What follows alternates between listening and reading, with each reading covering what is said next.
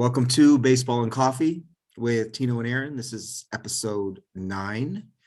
We're going to cover designated hitter and kind of pre-frame starting pitching.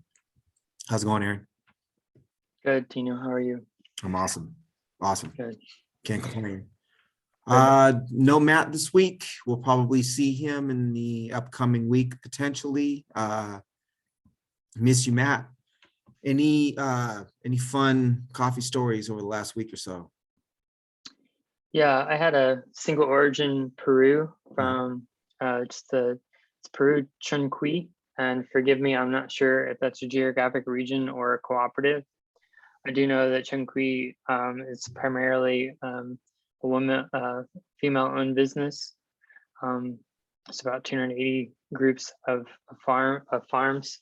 So it's a single origin offering from Starbucks, and I had a chance to taste that this week, and it was really nice. Peru's quality, the supply chain, the quality is increasing, and they're producing more and more coffees. So it was just a nice coffee. They can have kind of a rough edge, and this one certainly wasn't like as refined as like a Guatemala or Costa Rica, but had some nice kind of like dark honey sweetness and like a little bit of like a woody herbal. It was nice. It was just a really nice cup. I really enjoyed it. Awesome. I'm on the same track as always. That haven't had any interesting coffee this week. But I guess my question for you is, what's the last?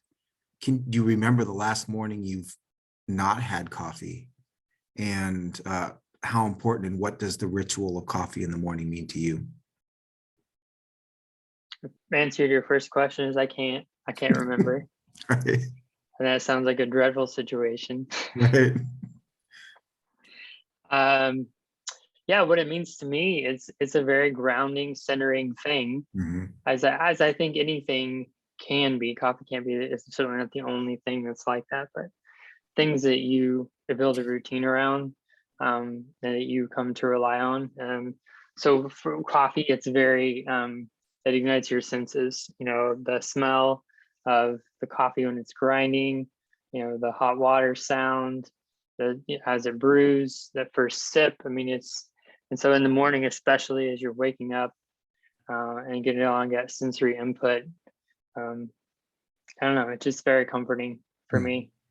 And as I think I've shared on the pod, you know, working nights, I come home in the morning, I'm still brewing coffee, and it just speaks to that routine. I'm not in a position where I need coffee to stay awake, but coming home in the morning, it's not in my nature. It's not in my routine to not have a cup of coffee. So I've been brewing decaf. I think I've shared a couple of stories of that here. So that's what it looks like for me, I think. I don't have much to add other than I don't remember the last time I started my morning without coffee, and it provides consistency and stability to my day, that there's something that I can count on that can get me started, that is ritualistic, and it lets me know both directly and indirectly that the day is going to be okay. But I do think that value is something that most of us have come to really treasure, but is not necessarily something we always talk about. I love coffee in that way. Yeah. All right. So designated hitter. The 4 that I have on my list that I'd like to cover are Shohei Ohtani, Nelson Cruz, Franmil Reyes, and Gavin Sheets. Ohtani is currently in Fantrax. His ADP is 8.85. He's a monster, as we all know, and in my opinion, well worth the first round designation, despite the fact that he has a utility designation, which means he cannot play any position other than DH, essentially. Last year, he had 46 home runs, 103 runs, 100 RBIs, and 26 steals. So good for a 152 WRC plus. Bad X has him for 41 home runs, 101 runs, 99 RBIs and 25 steals, which is just a tick down from last year, but is still worthy of that first round pick. Interesting to me when I was looking at his profile, he has a 57th percentile average exit velocity and a 38th percentile hard hit. And I was surprised to see that. Now, correct it. Hopefully, I'm not looking at his pitching statistics, and I was looking at his hitting statistics. I think you are, friend. I think you are. What did you see for his hitting? I can pull it up. It's all red though. Okay. He is blue on swinging strike rate and swinging strike rate and K rate, but everything else is blood red. I can pull it up. So my intuition was right when I saw that. Yep. And I wondered what was going on. Yeah. Let me pull that up. You can keep talking about it. I'm gonna pull that up here in just a moment. So Ohtani appears to be good for 40-20, probably over the next couple of years, provided health. The only other position player to go 40-20 last year was Fernando Tatis, who had 42 home runs and 25 steals last year. Ohtani is 27 years old, meaning he's right at peak. His ability to pitch, we won't talk about too much from a fantasy perspective, but my understanding is most leagues, you kind of have to declare whether you want Ohtani's pitching or hitting stats for the week. Unless you're in a head-to-head or kind of at the end of daily or at the end of a roto season, I can't see a reason to declare Ohtani as a pitcher. If you're at the end of a roto season and what you're looking for is to make up ground with pitching stats, then declaring Ohtani as a pitcher, especially on a 2-start week, would make sense. As would a head-to-head team where you're starting players daily and he's pitching as opposed to hitting. Yeah, I think another factor might be, certainly in the beginning of the season, if I was constructing a team, I would think of him as a hitter. But I think also, depending on how the season unfolds, where you stand in the categories, he would give you an option maybe if you, so say, I'm just hypothetically speaking, say you're out of it in steals, and that you've hit a home run on, say, maybe a Juan Yepes comes up and you have him and he's util only, and he's hitting 5th for the Cardinals, and you can say, you know what, my counting categories are locked in. Right. I'm out of range and speed. I'm behind in strikeouts. I'm going to use Shohei Ohtani in my pitcher spot for the last third of the season. That's kind of a unicorn. There's no other players that you can do that with and who would give you that option. But certainly I think from the end of the season, what he can do from a fantasy standpoint is pretty unique with the bat.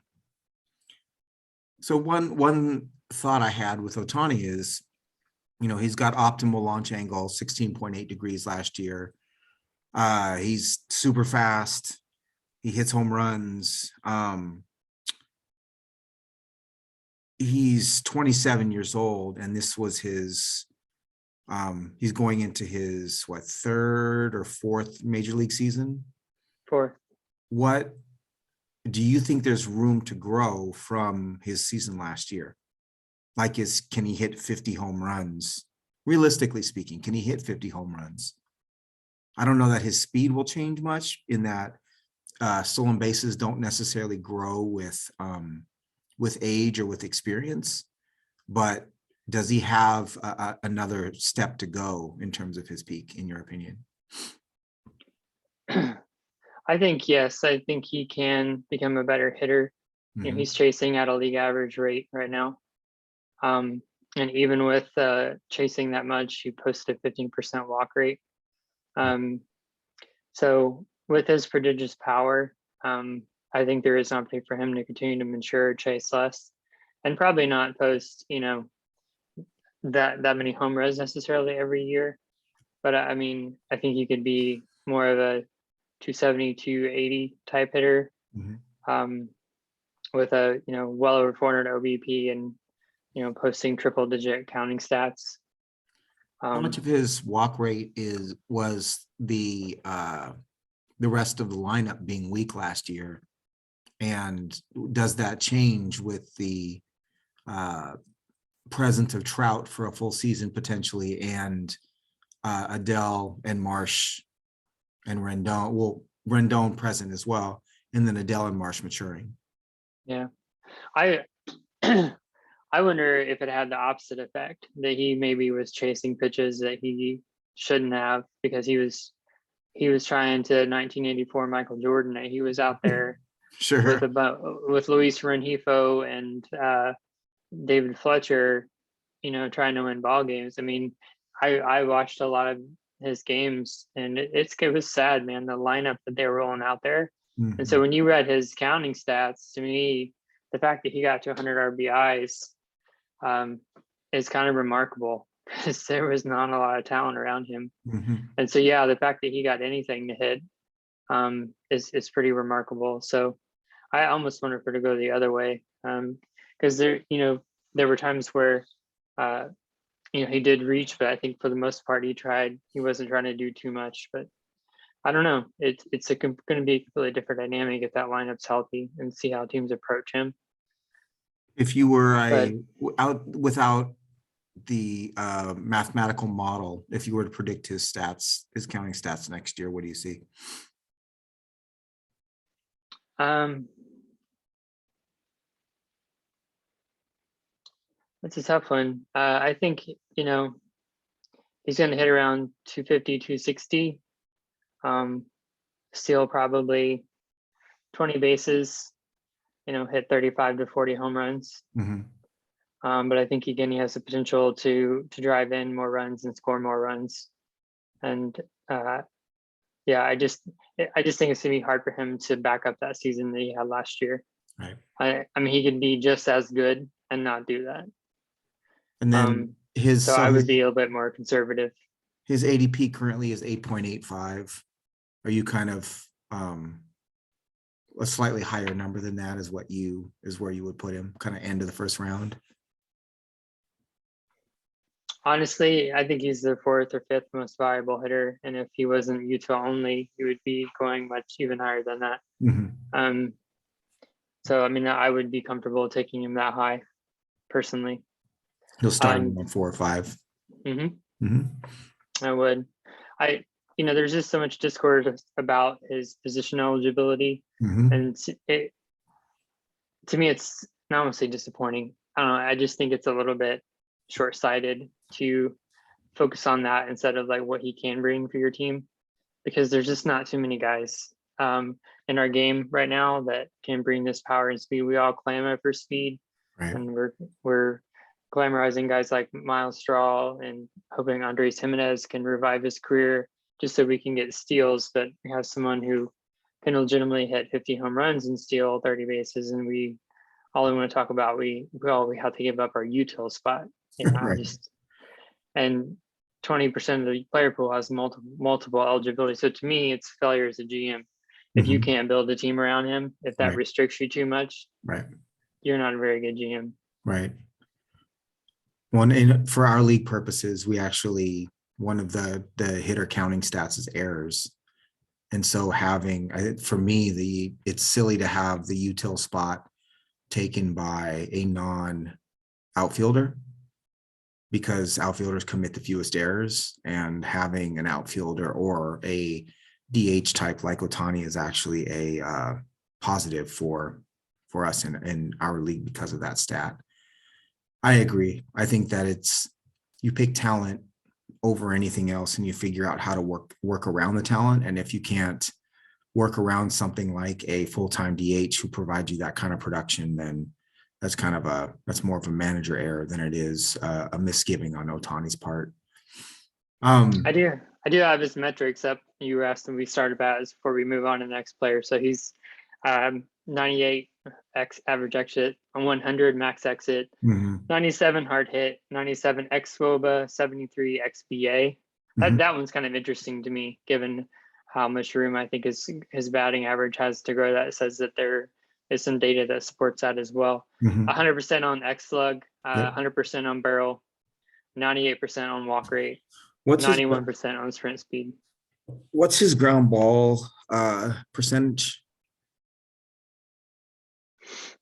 Let's see, batted ball profile. under 40%. Mhm.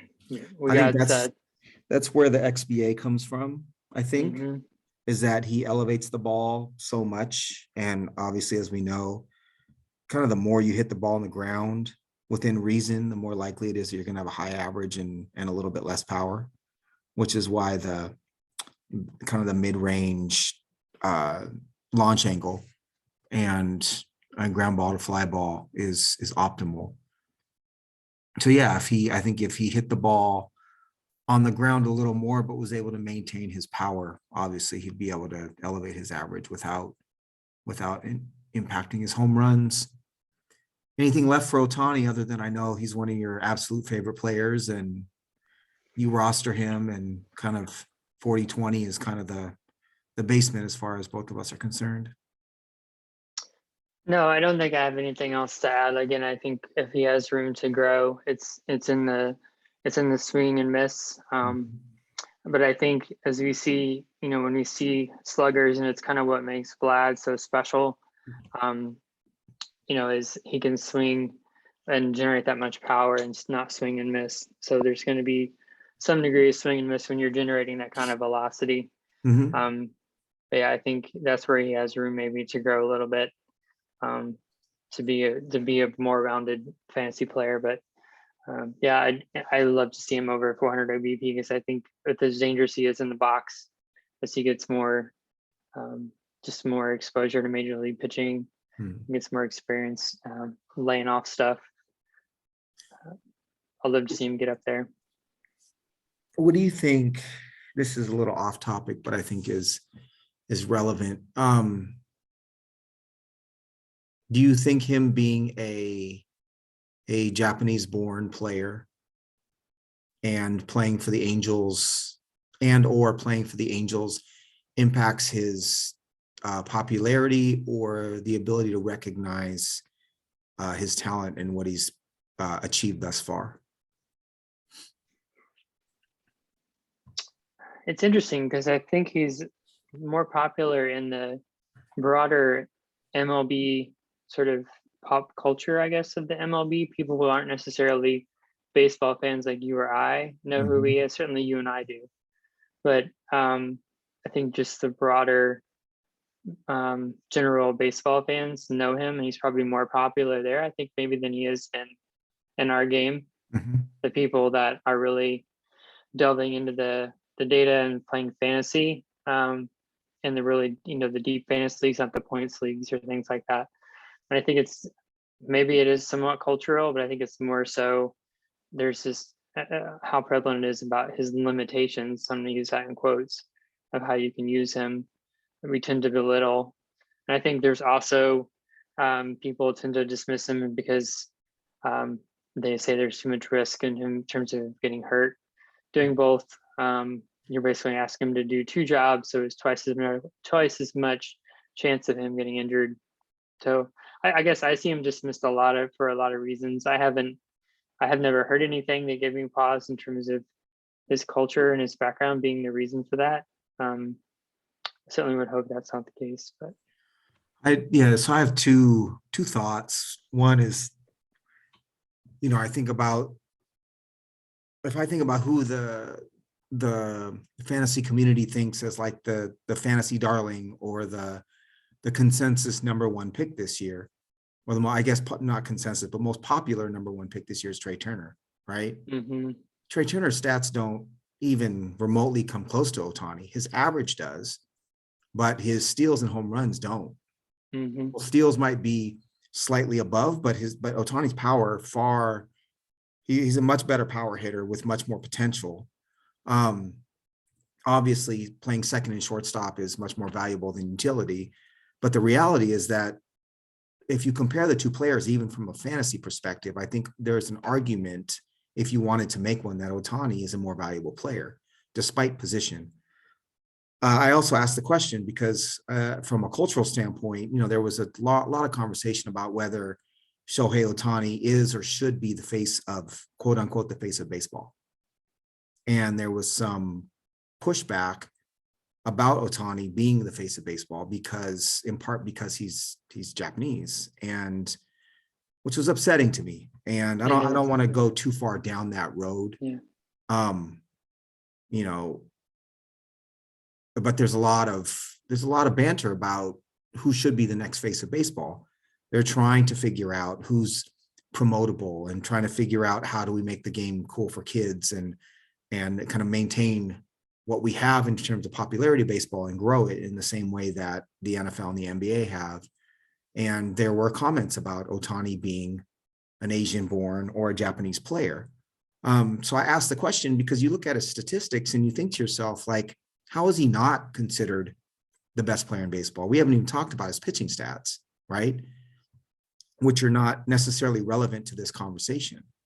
But he really is a modern day Babe Ruth or a modern day, like if Deion Sanders was also a Major League All-Star, right? Or a top 10 player in the major leagues and an all-pro cornerback for the Falcons at the same time. Mm-hmm. So I don't know what the answer is. I do think there is definitely an element of, you know, if Ohtani was, not to be crass, but if Ohtani was a white dude, right? Or an even American born player, regardless of color, that it would look a little bit different and he would be a bit more popular and a bit more marketed than he is currently in the American market. And I just think that's worth putting out there. And I do think it does impact his ADP. I think if that was the case, his ADP would be closer to 5 than 8.85. Yeah. Yeah, you're probably more right than wrong there. And I think there is a stigma about players, even players that come back from the Asia pro professional circuit. And then I think certainly Asian born players have a certain, we just maybe they don't get taken as seriously. And it's just unfortunate. I mean, whether or not he's the face of baseball, it's I think as we've talked before, one of the first pods, and I mentioned him as one of my favorite players. And one of the things I love about him is he's very much himself, and he plays with a lot of joy. Mm-hmm. But he's also just by nature very quiet and humble, and that's just here, and that's kind of the representation of his culture. Like that is like how they approach the game. That's how they treat each other, and like the way he'll like tip his cap, or he'll acknowledge someone if a pitch gets away from them. If he hits them, like there's just I love seeing like he's himself. Right. But at the same time, he smiles, you know, he's a good teammate, you know, so I just love how authentic he is. And I love that the players in our game, whether it's Tatis or Acuna or Ohtani, these younger guys, they're true to themselves. And that may show up different, but that authenticity to me is what resonates with people. Right. And that's what people feel from them and gets them excited about the game. Right. Yeah, I think you said it really well. That my only hope is that they're able to express their personality, whatever that personality is. I'm not going to love every player, right? I'm not going to love all of the antics of Tatis, even though I really love Tatis.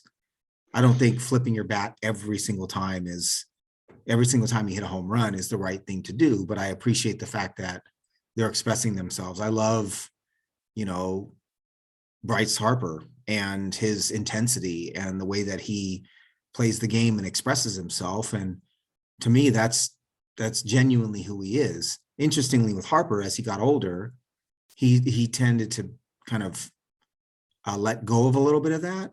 And I think it's just a natural progression of him maturing as a person. Maturing not necessarily being a great thing, just getting older, right? So he stopped chasing balls all the way to the wall. He stopped diving. He stopped as many of the bat flips or trying to stretch, you know, a single into a double, which was right for his career so that he could continue to play and not get hurt. But he still expresses emotion. So yeah, I agree.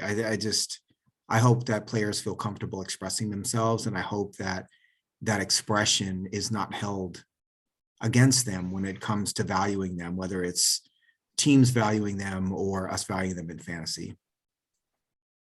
Yeah, well said. So the next hitter I have on my list is Nelly Cruz. From an ADP standpoint, the next hitter is Franmil Reyes. But Cruz, his ADP currently is 186.86. Bad X has him for 29 home runs, 68 runs, 81 RBIs, and 2 steals, 6.6% walk rate, just over an 800 OPS. His launch angle last year was 11.8 degrees, and his swinging strike was 14.1%. Basically every year over the last, I don't know, 6-7 years, his average exit, max exit, hard hit have all been above 90. The 85, 85th percentile barrel last year. So he hit 32 home runs last year in his age 40 season. The question is, when does he fall off? Obviously. NL having a DH helps him. We don't know where he's playing yet, but certainly helps him find a full-time job that the NL is going to go to full-time DH. And I think the park in which he chooses to play does not matter as much as some other players, because he hits the ball so hard that he's going to hit it out of any park. We saw that when he was kind of at his peak at Safeco Field. So at this ADP, I don't see him being a bad pick. If you have a utility spot open, he may also help you with average. He's historically been a player whose batting average has been slightly above league average. I guess I just take the opinion that if he hasn't fallen off a cliff yet, he's not necessarily going to. He might be able to just be one of those guys that can swing the bat until he retires. What do you think about Nelson Cruz? I agree. What I saw was, his O swing, reaching out of the zone was slightly up. His zone contact also slightly down. Mm-hmm. His walk rate also slightly down. A dip below 12% for the first time in the last 5 years last year. To me, this conversation is complicated by the fact that he went to Tampa for the last third of the season, just because that's notoriously a pitcher's park, not from just a physical dimensions space, but a lot of players have struggled with the batter's eye and just picking up the ball. Right. So look at Willie Adames, right? Yeah. Mm-hmm. I don't want to overstate that. Certainly Adames was an extreme case, but I have read multiple times that players have a hard time picking it up, and the way that the dome is shaped and the lights, there's a lot of just visual noise. But anyway, I think it's complicated a little bit with Nelly to try to figure out how much of that was the ballpark change, with maybe him getting worn down or his age. But to me, that ADP, he would be a value. He still posted a well over 900 OPS last year, despite those slight downticks and a couple of the categories maybe that you would expect to see. That is one of the things that talks about a lot, is the aging curve. What does that mean?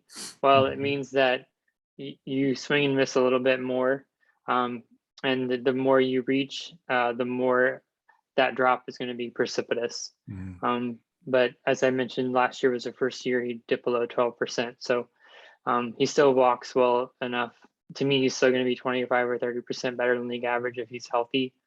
And is just a good hitter. His average exit on fly balls and liners was the same as Franmil Reyes. He's 26 years old and basically swings out of his spikes every time he swings. So, Nelly is just a damn good hitter. So, and I know he works really hard to take care of himself.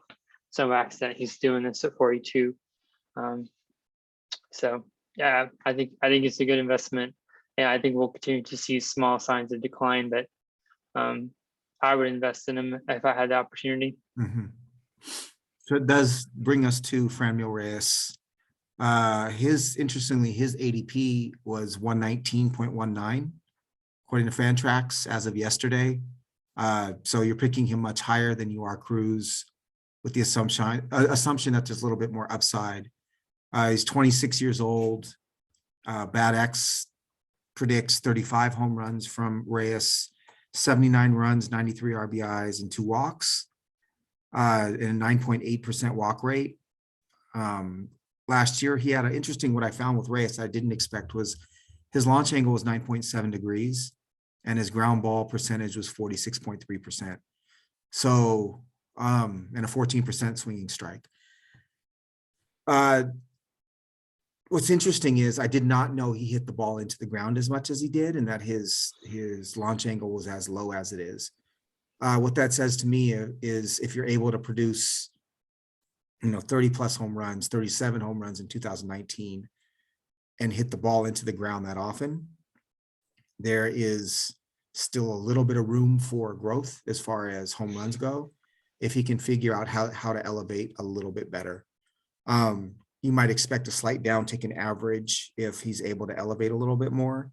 And as of now, he's kind of average to slightly above average as far as batting average goes. But I would take it if he became a 40 to 45 home run hitter. The downside in his buy for me is that there's not a lot of help in the Guardians lineup, and it's probably going to get worse before it gets better in terms of them bottoming out and making trades. He may be one of the players that they actually look to deal to bring back younger players to build. So for me, at his current ADP of 119, he's not the best buy in the world. He's a great source of power. I think he deserves to be in that conversation with some of the outfielders that we talked about, like a Stanton, that's going to be a okay average, high home run, high RBI player with no steals. The one other add for me with Reyes is that there's no platoon split. And so he's not a player you have to worry about penciling in the lineup and getting this kind of production. Yeah. To me, he's a better redraft player than a dynasty player. I would be very reticent to invest in a 26-year-old player who has bottom 3% K rate and bottom 6% whiff rate and the sprint speed that's well below league average and no defensive value. So, he's going to bring power to your team for a couple more years, and then I anticipate it's going to go down quickly. But I was surprised, honestly, that his XBA and his VAs haven't been as good as they are, given how much he strikes out. He does walk at a league average rate. He's in the 55 percentile. So he's drawing enough walks to post at least a decent OBV. The swing and miss is hard for me to tolerate, but when he makes contact, he does a lot of damage when he lifts the ball. I think his XBA, I assume, is a product of his ground ball percentage. So the fact that he, again, it's a trade-off. Do you want a 240 Franmil Reyes with 40 home runs, or a 255 Franmil Reyes with 35 home runs?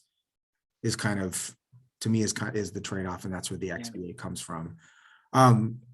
It's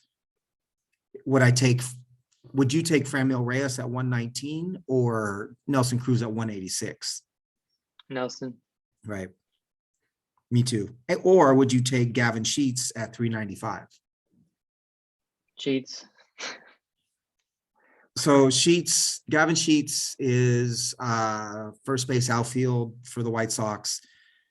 He's 6'5", 230. He's probably not going to play a ton in the field. 25 years old. Fangraphs gives him a 50 game and a 70 raw power. Last year, he had a huge platoon split from a plate appearance perspective. He had 160 plate appearances against righties and 19 against lefties.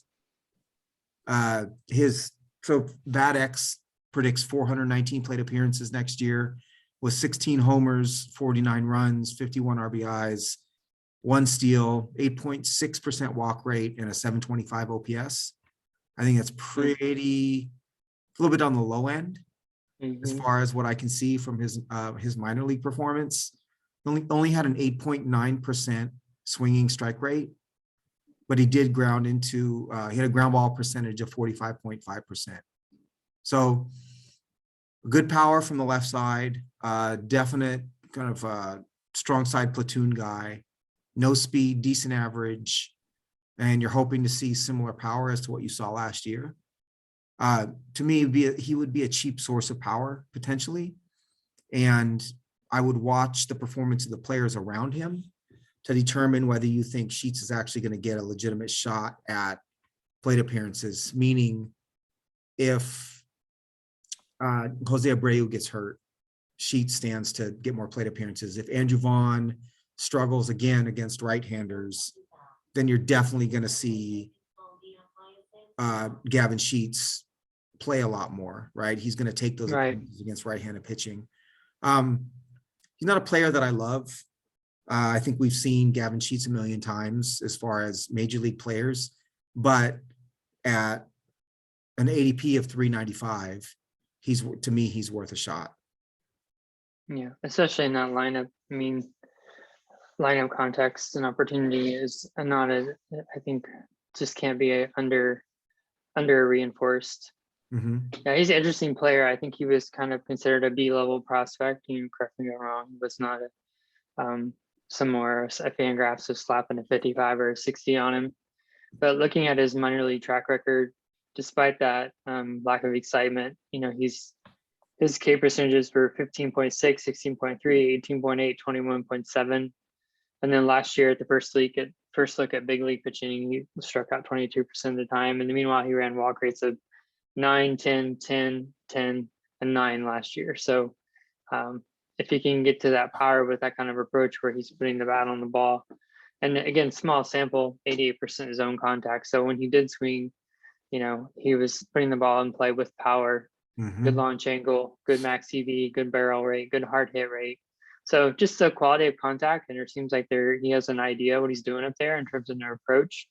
I like that. So if you're putting the ball in play with power from the left side in that lineup, it's just interesting at that price. And again, I think he doesn't have that cachet because he's not a blue chip prospect, but good productive players come in all parts of the draft and all different paths of the major. So yeah, he's been kind of one of the fun players that I've enjoyed finding just through doing.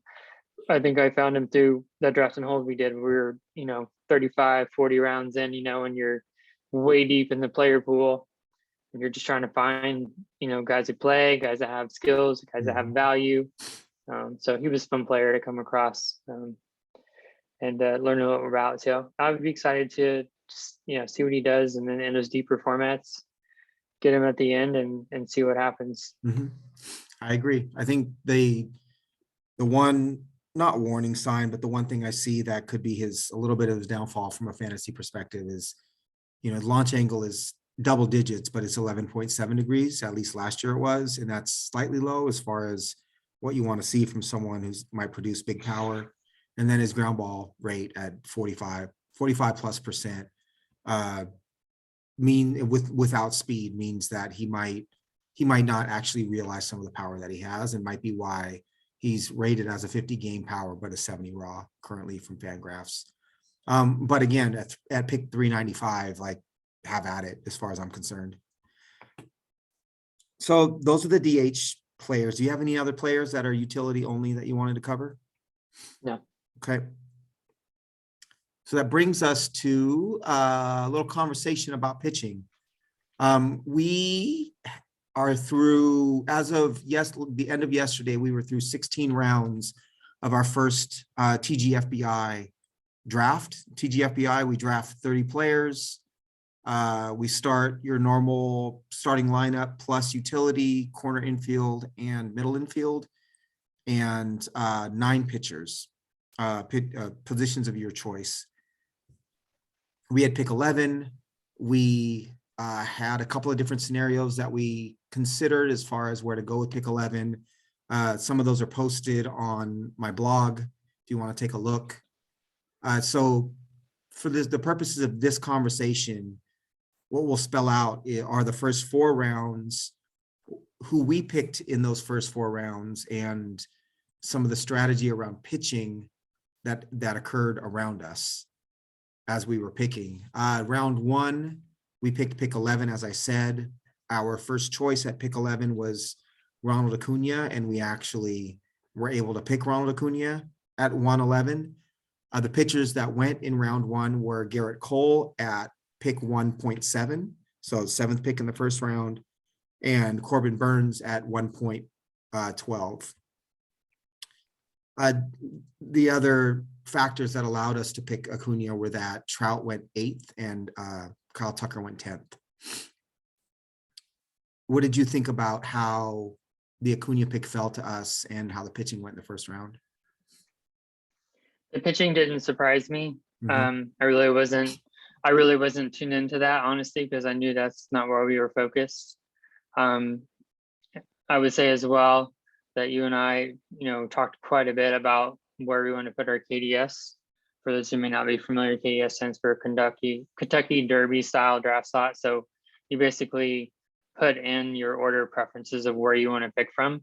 And then just like drawing a draft pick in a serpentine, a random draft selection, you get a number and then it goes in order and everyone gets their draft slot. So the Mhm. first person gets their first choice, second person gets their first, just go down the line. So We we got end up with a the we last ended up with one. a yeah, we ended up with 11, which was pretty low down for us. We wanted to get in range to get, I think our ideal pick was 6. And as Tino said, the reason for that was we wanted to get in a position where we were going to get hopefully Acuna, and if not, either Trout or Harper. And then we also had a plan where if we could maybe get a high pick, we might start with Tatis as a cornerstone. But yeah, I think we were thrilled, not with the 11th spot because we were nervous of how that would shake out. I was surprised to see other outfielders we would consider besides Acuna go before him. I really was surprised to see that. That's the one thing that did surprise me. But obviously, I was pleased that it fell our way, despite the draft lottery not ringing in our way and putting in some doubt of whether or not our hopes were going to come to fruition. I really thought we'd get Trout, if nothing else. I thought Trout was going to be there. I had not seen him go in the top 10, but he did. Anything goes, and he did. The Tucker pick right in front of Acuna was, to me, was mostly somebody wanting to count on steals. It had to have been someone who just said, I need 20 steals out of this pick, and I don't know if Acuna is going to run. Because whether it's rate stats or counting stats, it's pretty clear who the better player is between the two. Quality of contact, all of it, right? It's all Acuna all day. Yeah. So to me, it was taking the sure thing, given Acuna's injury last year versus talent. And Trout, it's hard to argue with Trout. Like, if you're a believer that he might run a little bit, right? He might steal 10 bases and he gets 600 at bats. You can't argue with Mike Trout going in that spot. I was surprised to see him go there because of where he was going in other drafts, but I understood when he went 8th. So round 2, so 15 team league, round 2, we picked 20th. So on the way back, and chose Manny Machado at pick 220. The pitchers that went in round 2 were Zach Wheeler went at 18. Woodruff went pick 22. DeGrom went pick 23. Scherzer pick 27. Josh Hader 28, and Buehler 29. The players that went a little bit off their ADP, this is their TGFBI or NFBC ADP. Wheeler went 18th, and his current ADP is 24. Scherzer went 27th, and his ADP is 19. Hader went 28th, and his ADP is 34. So that's pretty high. His first closer goes pick 28. And then Buehler went pick 29, and his ADP is 17. So he went a little bit lower. What was our thought process when we picked Machado at 20 in comparison to some of the pitchers that were still available for us? Well, I mean, I don't want to speak too definitively, but we weren't considering a pitcher here. Mm-hmm. We talked about targeting either basically Jordan or Machado here. And it really just depended on what our steals would look like in round 3 or coming out of round 1, or whether or not how closely we would consider Jordan. But I was just really happy to get Machado. With my projections that I've been working on, he actually was in my top 10 and actually ahead of Devers.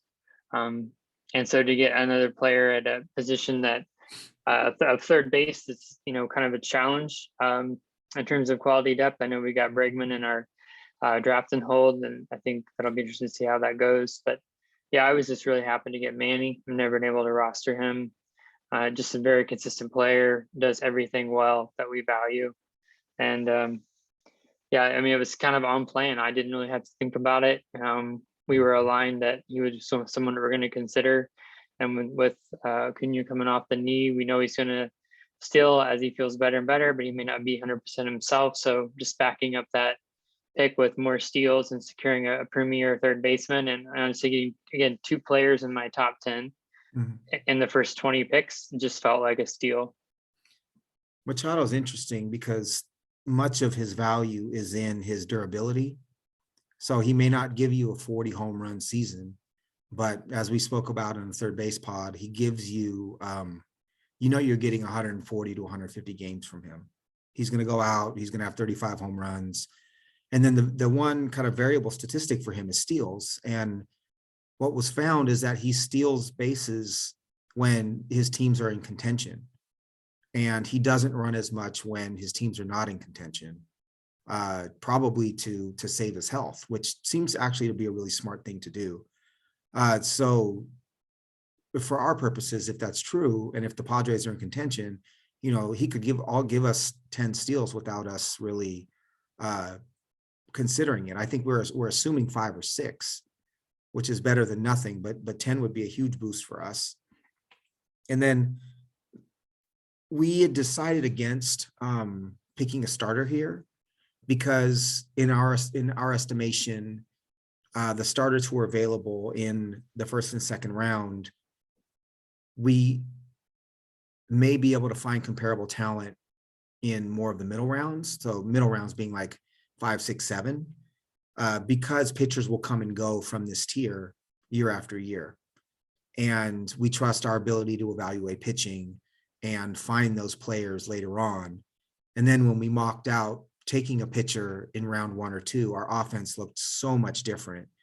And I think we were scrambling to fill holes because we weren't able to fill those with hitters in the first couple of rounds. So it made sense to us to wait and not take our SP1 in these first couple of rounds. So round 3 started with pick 31. Liam Hendricks went pick 32. Sandy Alcantara went pick 33. Shane Bieber pick 37. Julio Urias went pick 40. We picked Francisco Lindor at pick 41. Edwin Diaz went pick 43, and Lucas Giolito went pick 44. From an ADP standpoint, Hendricks was pretty spot on. Alcantara went 8 picks above his ADP, so his ADP was 41, he went 33. Bieber's ADP, surprisingly, I didn't realize, is 32, and he went pick 37. And then the only other outlier is Edwin Diaz went 43, and his ADP was actually 67.82. How did you feel about round 3 and our pick versus the pitchers that went?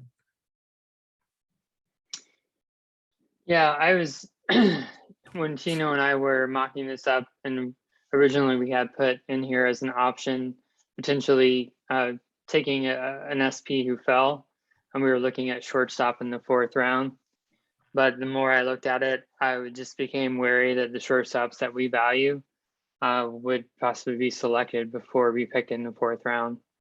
And I felt like just pushing up the shortstop and getting a player we really wanted in Lindor and really valued, and getting another player who steals as part of our core and bring that team speed allowed us in the 4th round to really take the best player available, whether that was the second outfielder with Buxton, or whether it was a premier first baseman, or whether there was an SP there.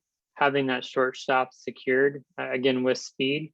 The other player I really like in this area is Xander, but Xander doesn't really run anymore. He will chip in a little bit, but probably maybe a little bit better hitter overall. But Lindor is really pretty darn close in all the areas that we really care about in the modern game. And he has a great plate approach, and and steals are part of his game. So, and he's a tremendous defender. So he's in play every day. So yeah, that was kind of my thinking was let's secure the shortstop. Let's don't leave it to the crowd. Let's see what they leave for us. Let's be assertive. let's get the speed, get our shortstop, and that way in the fourth round we'll take what the draft gives us. Were there any pitchers in the third round that surprised you as to where they went? I was a little bit surprised that Hendricks and Hader in the second round went as high as they did. That dictated the closer market, and I think forced everyone to jump a lot faster than they necessarily wanted to. It's hard for me to justify Shane Bieber as high as he is. I love Shane Bieber. I love pitchers like Shane Bieber. You know, his ability to locate and his command is impeccable. But he is coming off of an injury, and also, you know, wins as a category, and he's pitching for a team that is probably not going to score very many runs. So I was a little surprised that his ADP was 32 and he went 37. And then the Edwin Diaz pick is, we all know Diaz throws 100 miles an hour, 92 mile an hour slider, pitches in a big park in New York, but he's at best in New York in the last 2 years, he's been up and down at best. And so to pick him as your third round pick is quite high in my opinion. And it's about a round and a half higher than his current ADP. What's interesting about pitching too, is we didn't see anybody go too far above their ADP. We're seeing pitchers go below ADP, but Diaz is the only one that has really gone too far above their ADP, other than maybe Wheeler. Wheeler went 18 and was projected at 24, and then Hader went 28, projected at 34. But what we're seeing are relievers going way above ADP, but starters not necessarily. So round 4, we had picked 50 on the way back. 46 was Joe Musgrove, 47 Robbie Ray, 48 Emmanuel Clase. We picked at 50 and took Aaron Nola. 51 was Raisel Iglesias, 55 Ryan Presley, 58 Freddie Peralta, 59 Chris Sale, and 60 was Lance Lynn. So this was very much a pitcher heavy fourth round. Originally, we had talked about taking a hitter in round 4 and starting to build our pitching out in round 5. But there was a kind of a shift in thought as round 4 came together. What was that shift? Yeah, it was, looking at the pitching landscape, or the pitchers that had been taken and what was left, as well as going to be coming up. And then also thinking about the depth at first base. So we had a couple players, specifically Joey Votto and Josh Bell, who we felt really comfortable as our first baseman. So, we felt we weren't really giving that much up to pass on Alonso and Matt Olson here, which would be the first baseman that we were considering here in the 4th. The closers were gone, and we talked about not really considering closer until 5th or 6th, so that wasn't easy. And we already had our shortstop, so it was SP was the way to go, and that was in our plan. Was if an SP fell and that was the right fit. And coming out of one of the adjustments that we wanted to come out of TGFBI was we wanted to make sure that, coming out of the NFBC draft and hold, was make sure that we prioritize pitching a little bit sooner. So not wanting to repeat that mistake of waiting too long, we felt like the opportunity to take Nola and get that frontline guy who's going to pitch 180 to 200 innings and strike out well over a batter an inning, and is something worth rostering there. So it's not an exciting pick, but I think it was the right one. What do you see in Nola versus his counting stats and his statistics in 2021 that rate him as a round 4 selection? Yeah, I mean, he's a command over stuff. He really locates all of his pitches very well. He also last year, I think, despite having a Sierra that was a run and a half lower than his ERA, So for Sierra stands for skills independent ERA. So it kind of neutralizes park factors and defense and things like that, and tries to get to the core skill of the pitcher and what they can control. Is well below what he posted last year. His consistency was 85%, which is like in the top 10% of the league. And his curveball is a plus breaking ball. He gets a lot of swings and misses with that curveball, and he has a legitimate 4-pitch mix. He has 4 pitches that he uses at least 14% of the time. So when you have that depth of an arsenal and you can command all of them, and you have a breaking ball that's plus and gets swings and misses, and you have an out pitch, to me, that's what makes him valuable.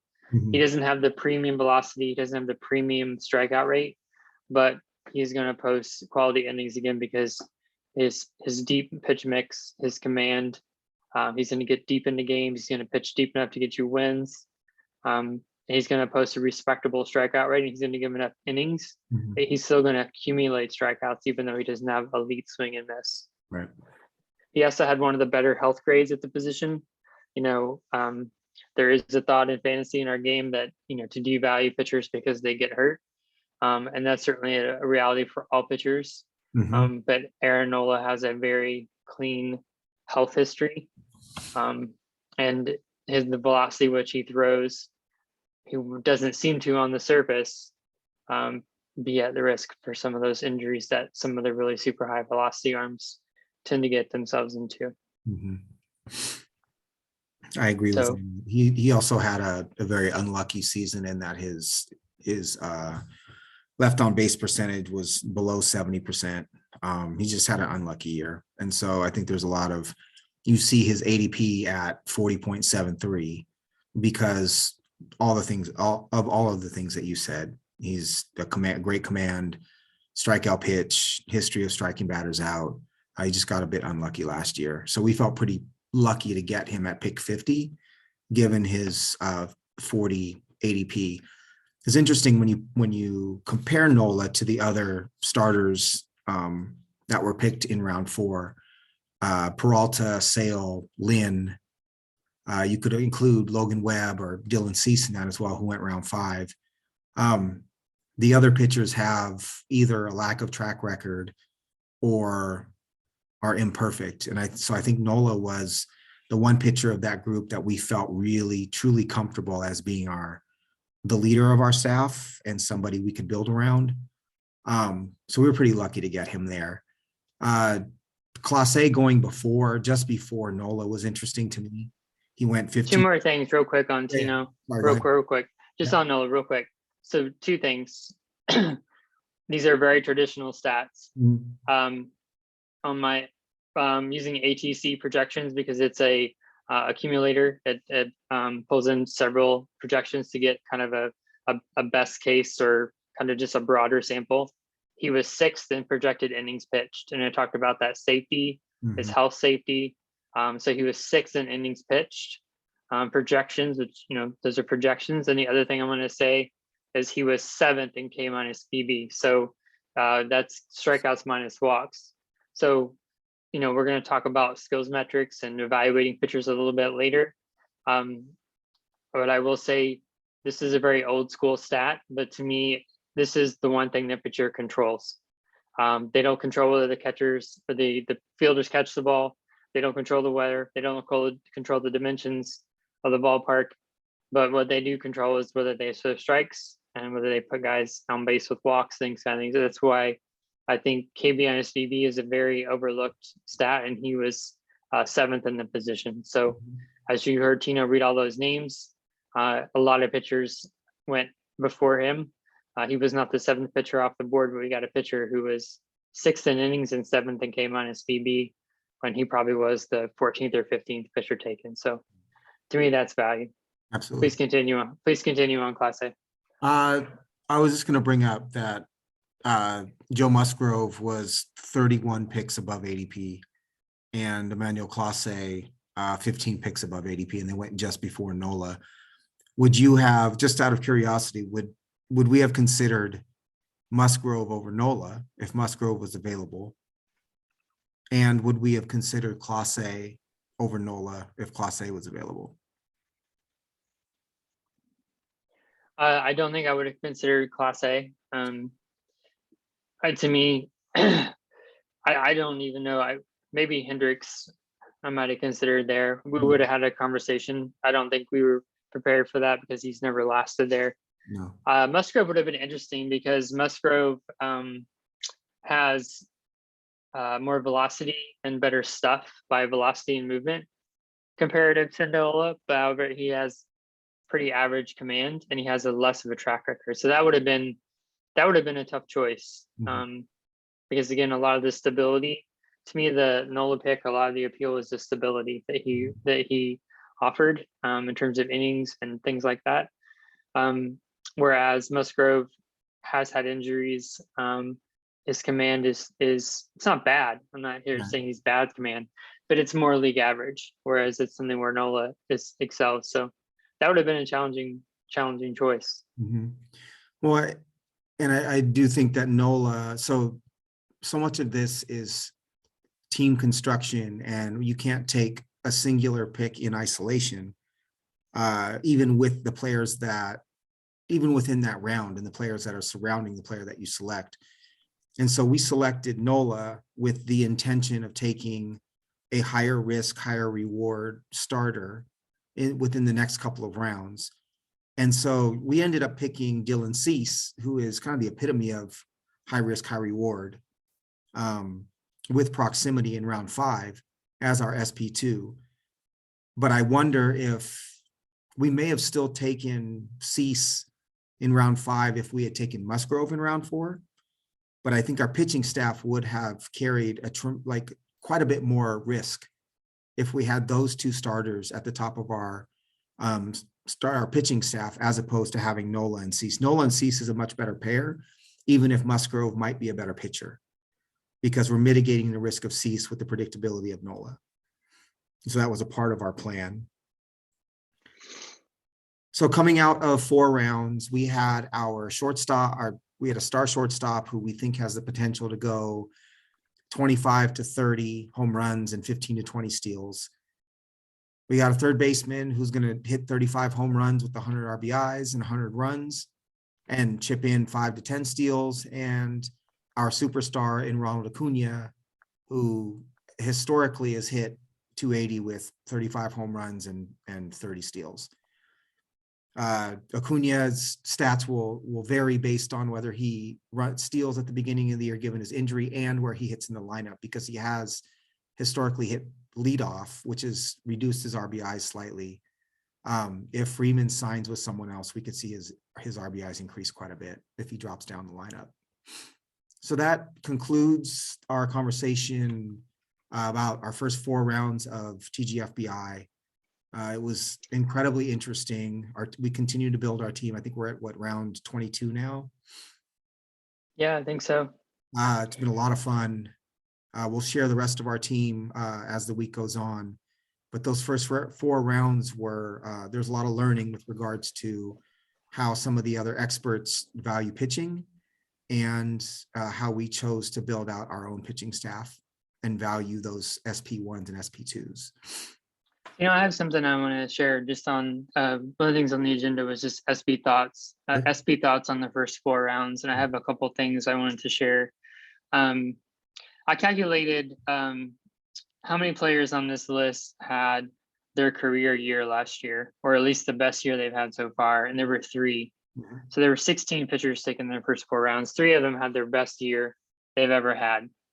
We don't know if they'll back it up. Zach Wheeler is a good example of that. He got pushed way up. He continues to rise. He had an amazing year last year. He led the league in innings. And he had a boatload of wins. That's a good example of that. We have 3 players that have pretty serious injury concerns. Example would be Jacob deGrom. He ended the year with elbow problems. We have Chris Sale coming back from Tommy John. We have Shane Bieber, who dealt with a shoulder last year. We have 4 players that are projected for less than 160 innings on this list. Not traditionally what you would think of as a starter or a premier starter. We have three guys who have age questions, right? They're in their upper 30s. We have two guys that have below league average command in this list. So I say all that to say there is this thought in our community of like, you take a pitcher up here because it's guaranteed return, that you are paying the premium in this area to secure an ace, is the term we throw around, that so you don't have to worry that you're going to be out on pitching. So I share all this to say there are question marks up here. Right. Pitchers do have volatility. And I think, as we'll talk about in the next section, you really have to understand the difference between results and skills. And if you're really going to do a good job building a pitching staff and really evaluating pitching, you have to be able to separate those two and form your own opinions. Because a lot of these picks, to me, and this is no shade to anybody, but it's just going after the name that is getting helium this year. Buehler is getting pushed down because his xERA last year was lower than his ERA. So he's going down, Wheeler's going up. Corbin Burns is being pushed up into Garrett Cole territory, even though he's only projected for 160 innings. Doesn't have the same workload, but we're making an exception, so you have to decide, is that the direction you're going to go or not? You're going to buy into that or not? Julio Urias had the most wins. He had like 6 wins that weren't even quality starts. Whereas Sandy Alcantara had 13 losses last year, and I think like 7 of them, he only gave up 2 runs. So, there's just a lot of different things under the hood to look at with these guys. I just thought I would share a little bit of what I found, and just looking at what I think is, I don't say volatility, there's more to meets the eye, I think, than just looking at the ranks, looking at last year's stats, looking at this year's risers and fallers, and picking off of that. There's a lot more nuance to it than that. I think it's easy to get caught up in expert league ADP, right? And so the assumption is TGFBI ADP is kind of the best barometer of where a player should go. But obviously there's groupthink, right? If somebody finds a stat and talks about it, and the next person catches on to that stat and talks about it, or specific people, like say, Saris starts talking about pitching, and, Joe Musgrove's helium is in large part from, Saris. Yeah, Right. absolutely. Everybody acknowledges that, right? Yep. But the point, I guess the point that I take from what you just said is that we need to make our own decisions based on our own research as to what a player represents. We all value different statistics, but believe in what it is that you find. And what I would add is, this is going to sound really silly, but throwing a ball overhand is an unnatural human movement, right? Throwing the ball underhand is the natural human movement, which is why a softball pitcher can throw 160, 180 pitches in a game and come back the next day and pitch again, but a major league pitcher cannot. And so pitching injuries, pitching velocity, not to mention command, are very volatile. And you and I have had this conversation throughout our TGFBI draft about whether to pick relievers or lesser level pitching versus hitters. And quite often my response is, the pitching stats of the previous season are not a guarantee to have this next season, because pitching is so volatile, right?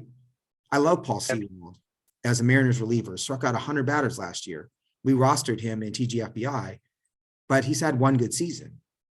And so are we picking Paul Sewell based on what he did last year? Or are we looking at, I think we looked at a combination of his metrics, his statistics, and then what we thought he was capable of this year. But there is no guarantee, as we know. Whereas hitting is a little bit more predictive and a little bit easier to understand at times. So I wonder about the logic of taking pitchers as high as a lot of people do, and valuing getting that ace, as you said, because of the volatility of starters. One exercise that I think would be valuable that I may do soon or this week is to compare the pitchers that went in the first 4 rounds, ADP wise in TGFBI in 2020 or 2019 versus 2022 to see if to see how many repeat starters there are within that group. Is there longevity in that ranking or not? But yeah, I think it's an exercise that I think all of us really should undertake, to question whether we're prioritizing the right things and whether there are biases within our perspective based on whether it's other people's opinions or simply the previous year. Yeah, super fun and super, super interesting. Yeah, and it's, to me, you have to connect a lot more dots with pitching. Mm-hmm. You know, you have to understand, and this is checking some things on our next section, but Sure. You have to understand how they're going to be used. You have to understand what is the coaching staff's approach. Mm-hmm. You have to understand, is there a different pitch mix? You know, has there been an adjustment? Mm-hmm. You know, and then also, how are you going to build? Like you mentioned, you know, hey, the fact that we took Enola and his floor and his command, that gave us the freedom to go after Cease Mm-hmm. and dream on 230 strikeouts, knowing that he might regress and walk 10% of his batters, Mm-hmm. but our whip's not going to get killed, right? Because we have Nola. Whereas, say we took Freddie Peralta, who I love. I love watching Freddie pitch. It's Sure. no shade at Freddie.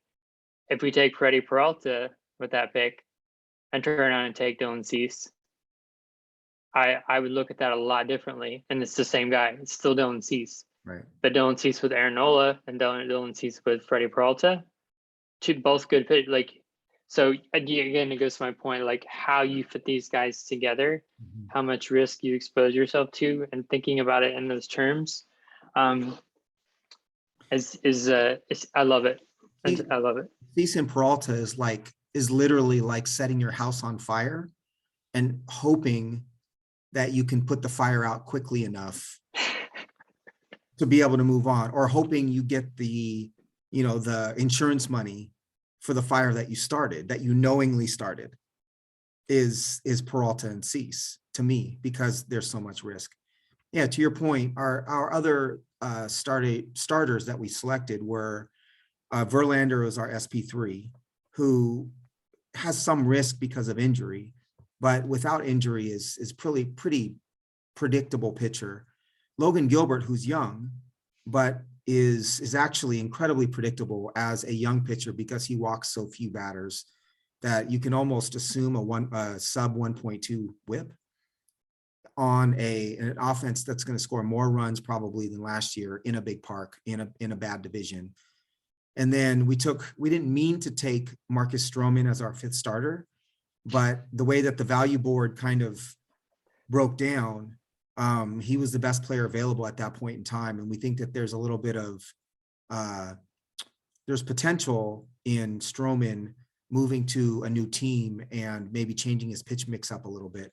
But even without that, he's a sub 3.5 ERA, low whip starter who's incredibly productive and pitches a lot of innings. So out of that 5th slot, for us to have him is great. So point being, very predictable, solid pitching staff surrounding Dylan Cease that allows us to survive a season from Dylan Cease that may not be exceptional, but is still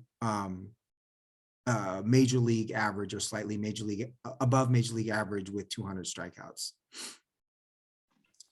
Yeah, I laughed because I thought you made that Stroman pick. I thought you put that in. I did. You made it sound. Okay, good. You're like, we didn't mean to. I was like, it wasn't an auto pick. No, it wasn't an auto pick, but it was a pick where I think going into that pick, we had a list of players in our queue that were of interest to us. and a whole bunch of them went. Stroman was there just because we were like, let's just get the best players on this list. And Stroman was there without the intention of actually taking him. But the way that the board fell, we got sniped a number of times, and Stroman became the best pitcher available. But I like it because it allowed us to go away from starting pitching for quite a while and supplement other positions, knowing we had those 5 starters locked in. Yeah, I mean, I don't know that you're going to do better as for a 5th starter. Not in a 15-team league, absolutely. No, I don't think so. So we talked a little bit about what it is that you look for when scouting pitching. What are some of the other variables or stats that are important to you? And are there stats that are more important to you than, say, your average analyst as far as valuing pitching? Yeah, it's Tino, it's I know that we're marketing this to our league mates. Mm-hmm. And I saw it. I was like, man, how can I be honest but also be reserved in this section? Because nice. You want to know all your secrets? I was like, yeah, I really don't. I don't really want to tell these guys how I found Devin Williams. I don't.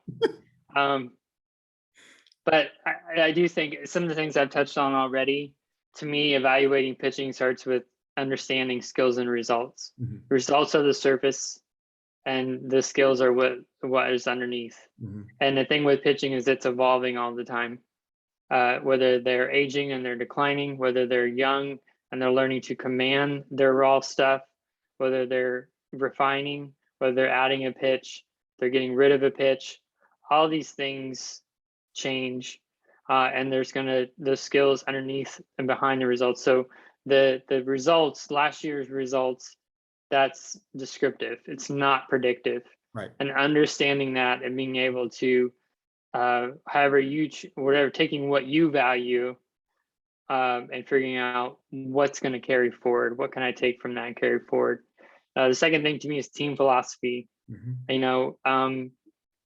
Some teams are going to let guys go deeper than others. Some teams are going to use openers. There's differing philosophies out there. Mm-hmm. And I think you have to consider that when you're building a pitching staff, because you just can't pick on talent. You need to look at, to me, bullpen matters, because if they come out and there's a runner on second and they let them score, that goes on your pitcher. Right. Or, there's nothing more debilitating in fantasy than when your pitcher leaves the game with a 3-run lead and the bullpen gives it away and you get nothing. Those wins are so hard to come by. So, what does the bullpen look like? What's the back end for the starter, especially if it's higher? Obviously, later in the draft, you're just taking talent. But earlier on, what does the back of the bullpen look like? What does the offense look like? Mm-hmm. What's the run support? Yeah. Well, and back to the organizational thing, I immediately, my first thought with organizational pitching philosophy is like the Pittsburgh Pirates of the teens, right? So Pittsburgh taught 2-seam fastball, and they insisted that all of their pitchers threw a 2-seam fastball, just their philosophy, right? Make the batter hit the ball into the ground. And some of their sabermetric stuff was ahead of their time, right? Well, signing Russell Martin because of his pitch framing, and they were a pretty smart organization. Early 2010s. There's a book by what is his name? Travis. Boy, I'll have to remember it for next time. But there's a book about the Pirates' transition to sabermetrics that's super interesting.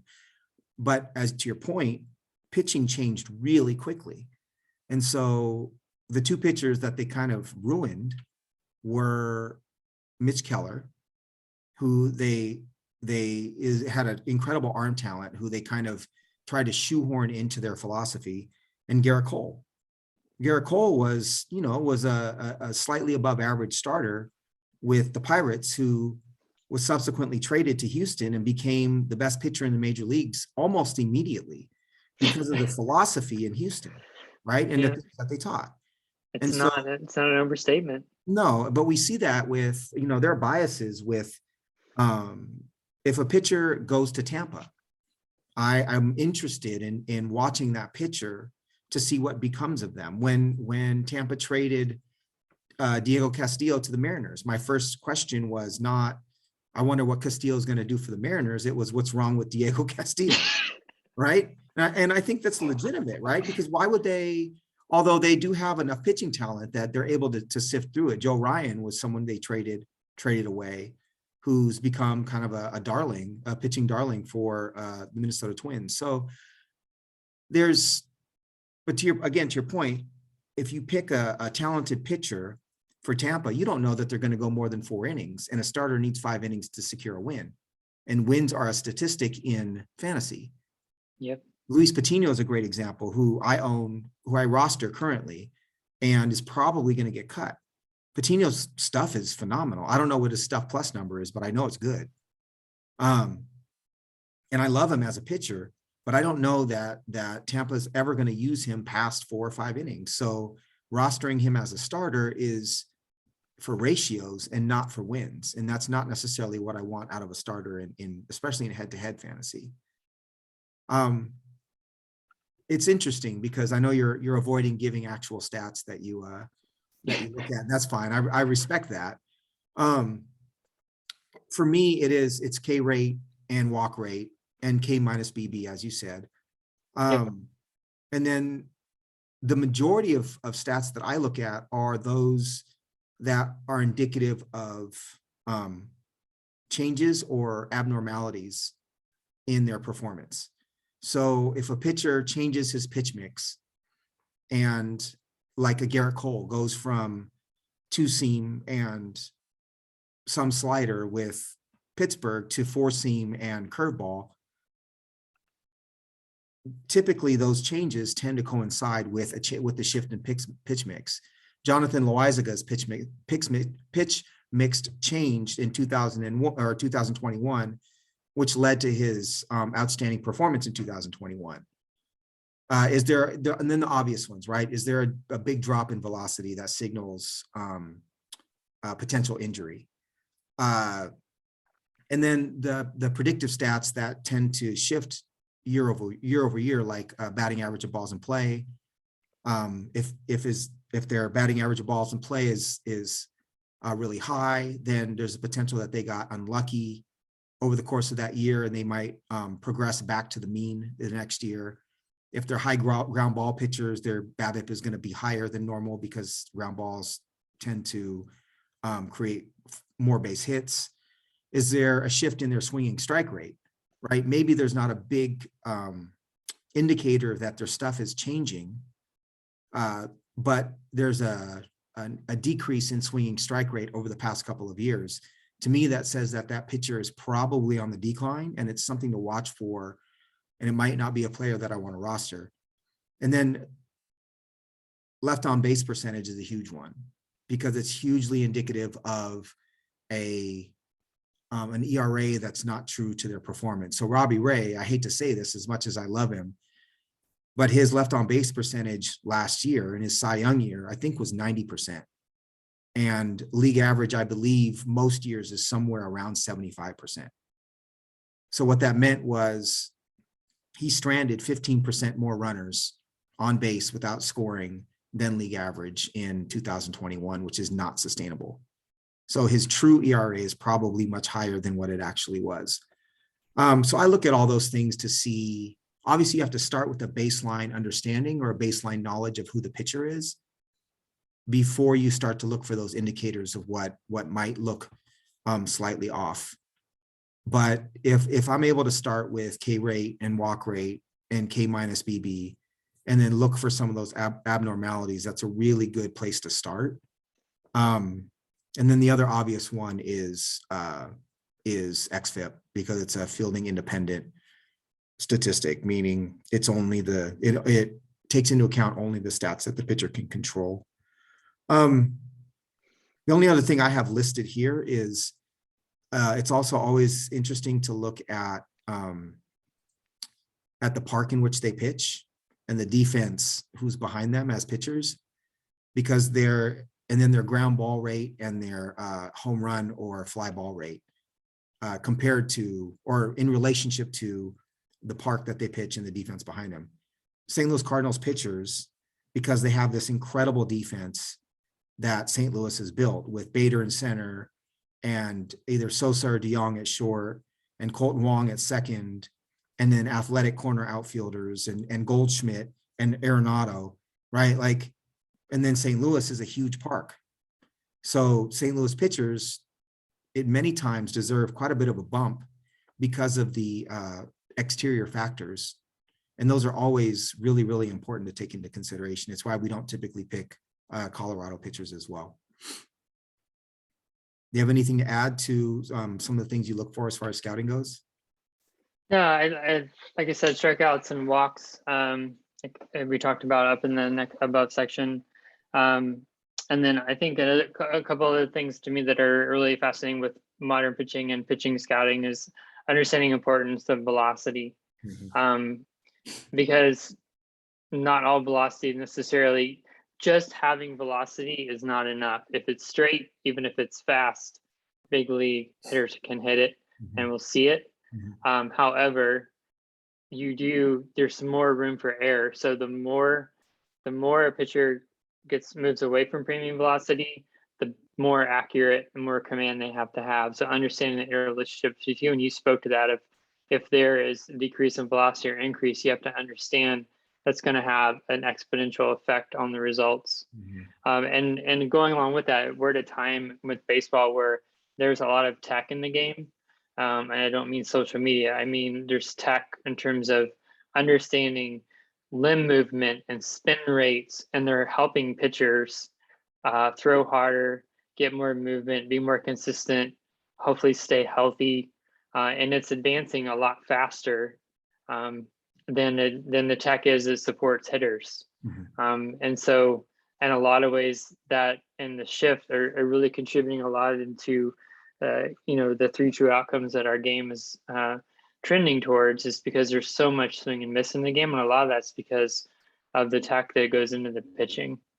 But with that high velocity becomes, you spoke to this earlier, throwing an overhand motion is not a natural thing. So the harder guys throw, the more likelihood that they're going to incur injury. And there's research that shows it's not necessarily just what's your top end velocity, but where do you sit?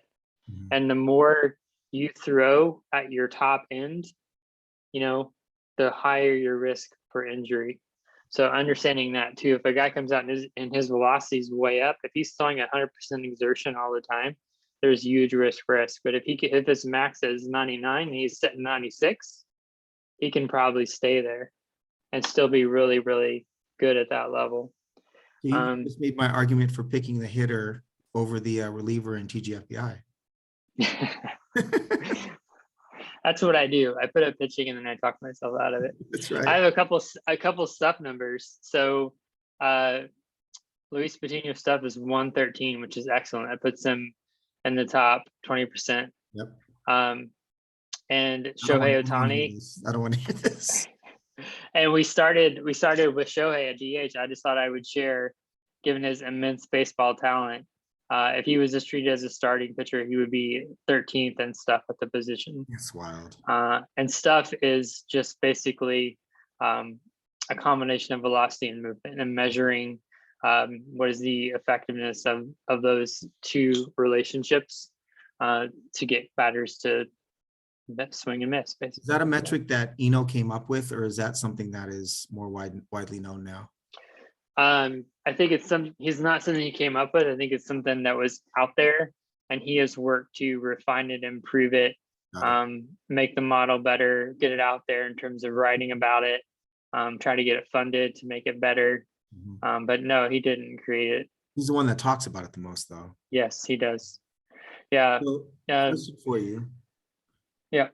You're talking about straight fastballs. What happens if it's 104 miles an hour and thrown in Cincinnati? How effective is that pitch? I would say if it's not anywhere, we're not right down the middle, it's probably going to be pretty effective. All right. That's my hope.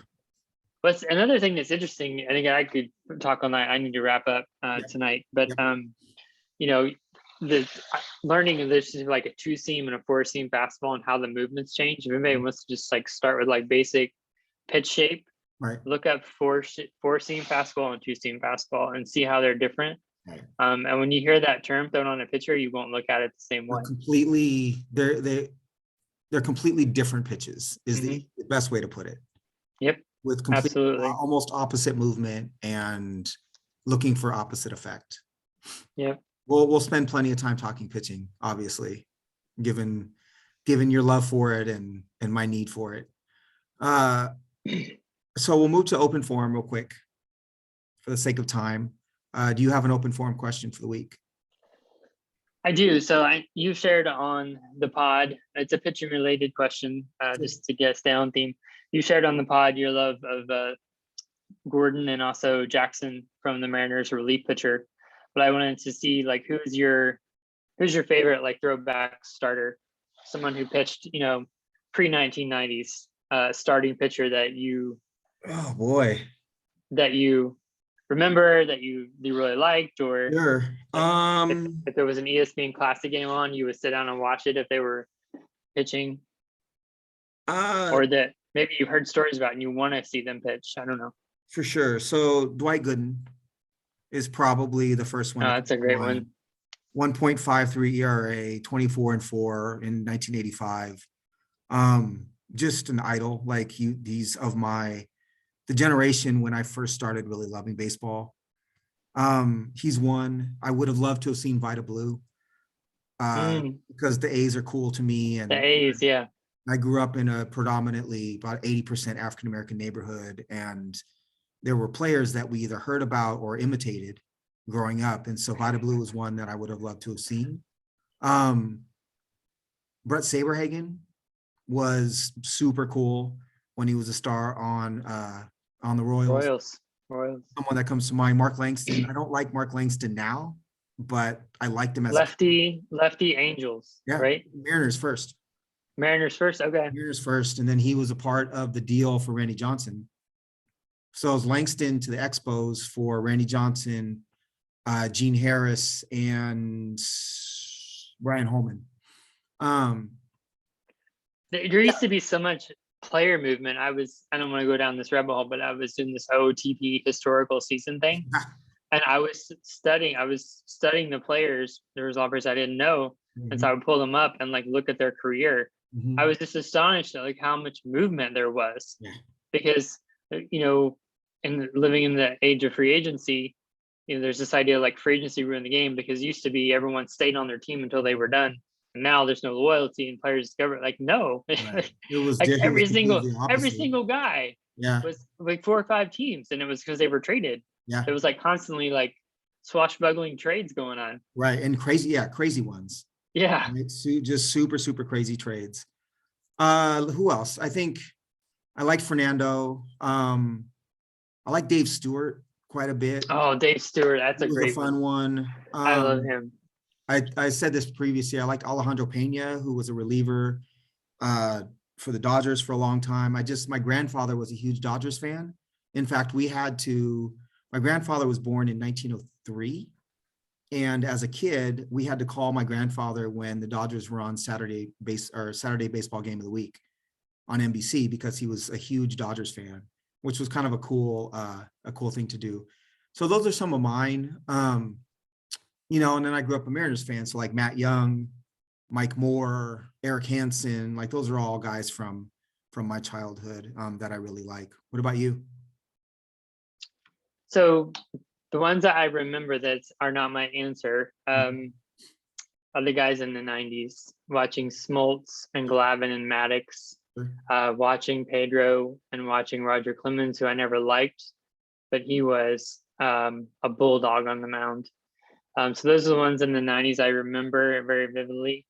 I have one from the 80s and one from the 70s. One in the 80s that I wish I could see or could see live or could have seen live, and I would love to go back, is Orel Hershiser. And then one from the 70s is Bob Gibson. I watched a documentary about Bob Gibson and it was fascinating. Just a different time of the game.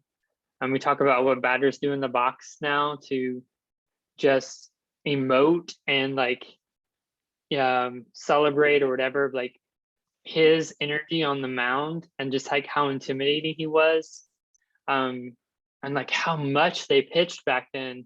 Right. I don't know. He seems like he had an aura Yeah. about him. I'm gonna go back and find some film, or I would love to see a game of his from start to finish. And he had a season, I don't remember what season it was, but he posted a sub-2 ERA. I think he won 2 or 3 games in the World Series, and one of them was a complete game that year. I think it was a 1.12 ERA, if I'm not mistaken, and it was because part of it was because they raised the mound that year, which made it more difficult on hitters. But he was just, yeah. My understanding of Bob Gibson was like you were scared shitless the entire time in the box because he was that intimidating. Yeah. So anyway, those are my 2. That's awesome. I know Oriole was really good, but I can't really like picture him pitch. And I listened to him at the Dodgers games, and I don't know. I just want to go back and see him. I don't know if I like what I see. I'm just like super curious.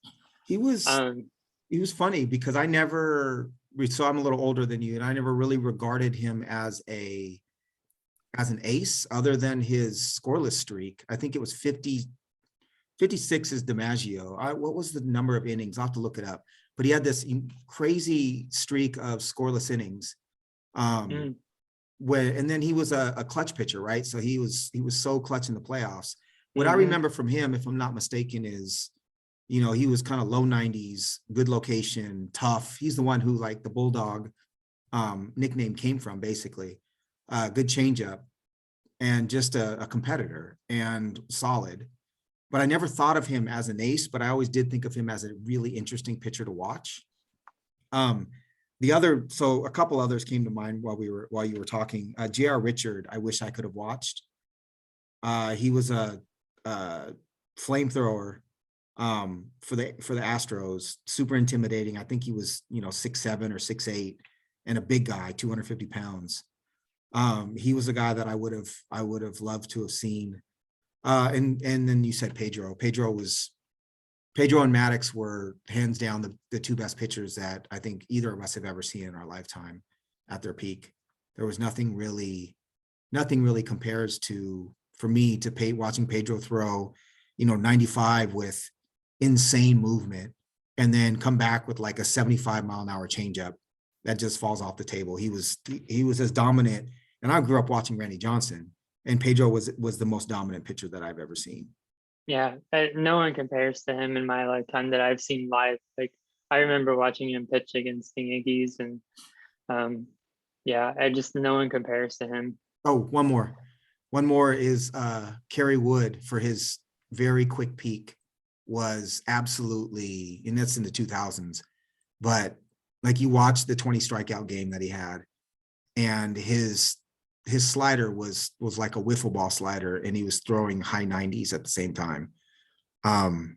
He was really an incredible pitcher to watch as well for me. My question is actually really similar to yours. Mine was, who are your current favorite hitters and pitchers? So one hitter, one pitcher in the major leagues, and one hitter and one pitcher in the minor leagues that are your 2 favorite at this time. Just to watch, not fantasy wise, just like your favorite players to watch. It's funny, we came up with a similar question. My favorite pitcher to watch is Ohtani.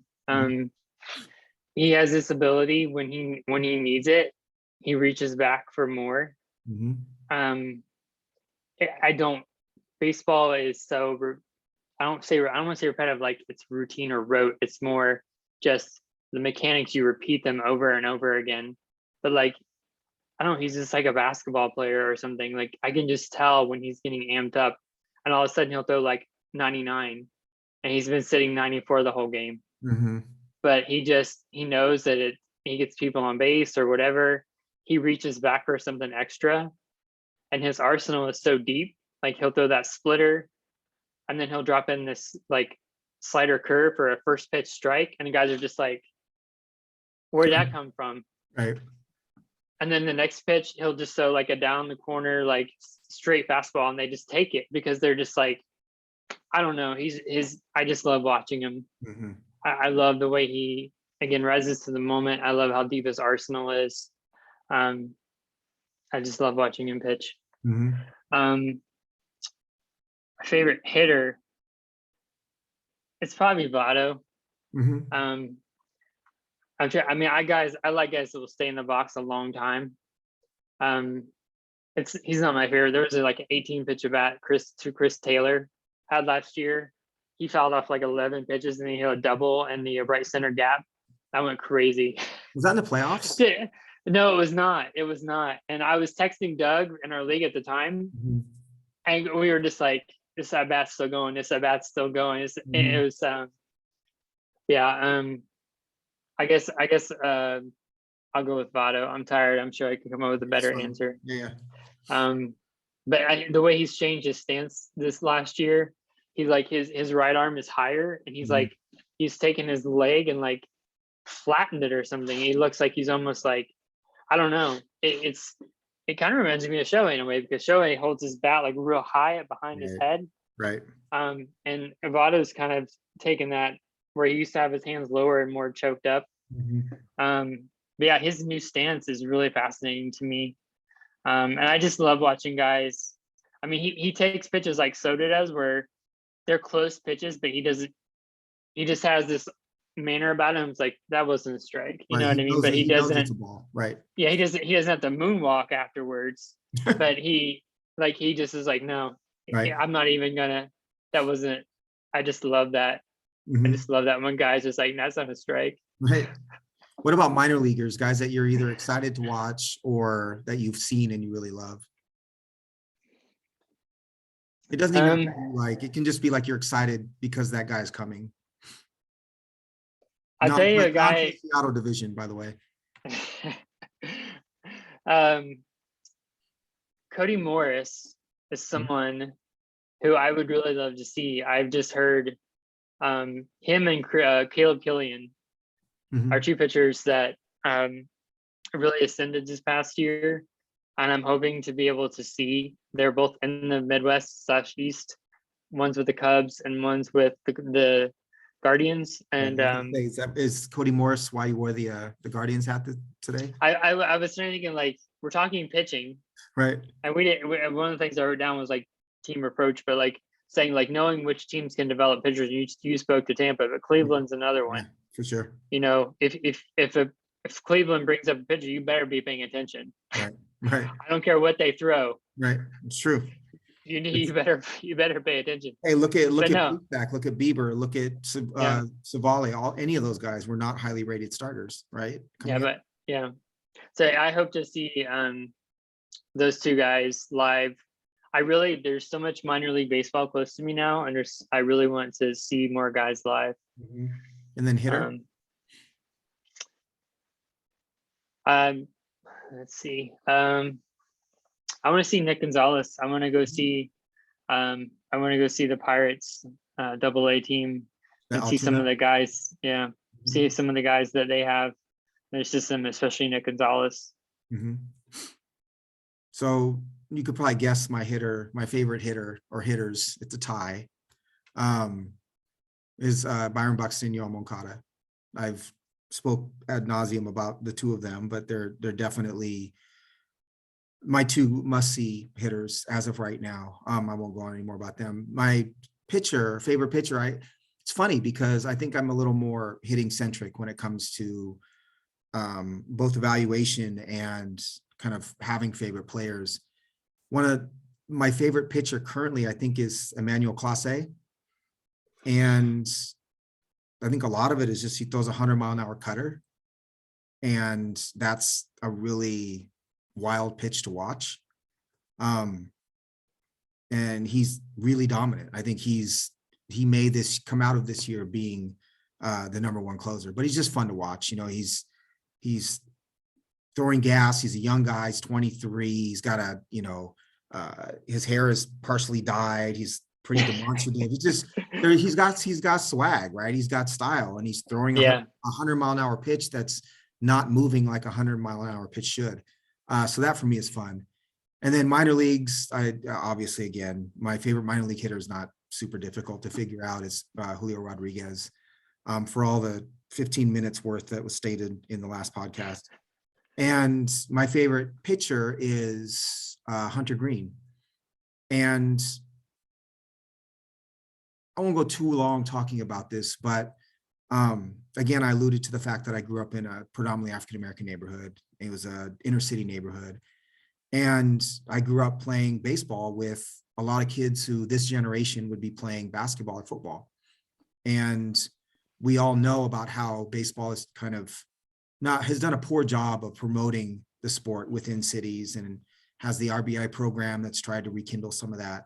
But I tend to really root for African-American Major League Baseball players and minor league baseball players, because I want to see that portion of the game come back, right? A lot of the stars that I rooted for as a kid, Bonds and Eric Davis and Darryl Strawberry and Cal Daniels and Dwight Gooden and on, those are all players that may not be baseball players now.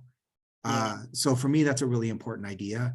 Hunter Green is an African-American minor league pitcher for the Reds who was drafted number 2 in the draft, I think 3 or 4 years ago. He was also a shortstop. There was debate as to whether he should be a shortstop or a pitcher. He's grown to be 6'4", 6'5". He's about 230 pounds. He legitimately throws 104 miles an hour. That's not hyperbole, not a joke. But I want to see him succeed. And, it's easy to say the next African-American pitcher who throws 100 miles an hour is the next Dwight Gooden.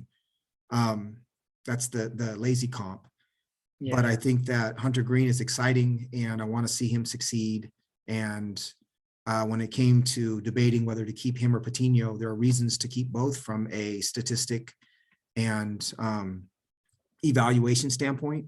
But I really want to keep Hunter Green and root for Hunter Green. And that ended up ultimately being the tiebreaker for me. So fun players, exciting players. We just hope baseball comes back really soon, because I want to see all of these guys play for sure. You got anything else to add for this week? No, I would just say I'm glad that we ended with this open forum, and it was a very playful enjoyment, love of enjoying all players, but this episode pitchers. And that's the other thing I would say is don't underestimate. Yes, all these stats matter, but ultimately, kind of like what you said, if you have someone that you love watching, and you love owning them, go get them, because every time they start, you're gonna enjoy it. It's to me, it's obviously, again, our hitters hit every day, but the days when one of my favorite pitchers are pitching for my team, that's just the best. Right. So and so I don't think that can be understated. Like, this game should be fun. And so certainly don't pick every pick with your heart, but if there's a guy you love pitching, watching him pitch, man, go get him. Right. That's Enjoy awesome. watching him pitch. I love it. That's all I got. So we'll be back this week. I'm not sure if we'll do 1 or 2 episodes this week, but we'll be back and we'll start digging into starting pitching and see where we go from there. All right. Thanks, Aaron. All right.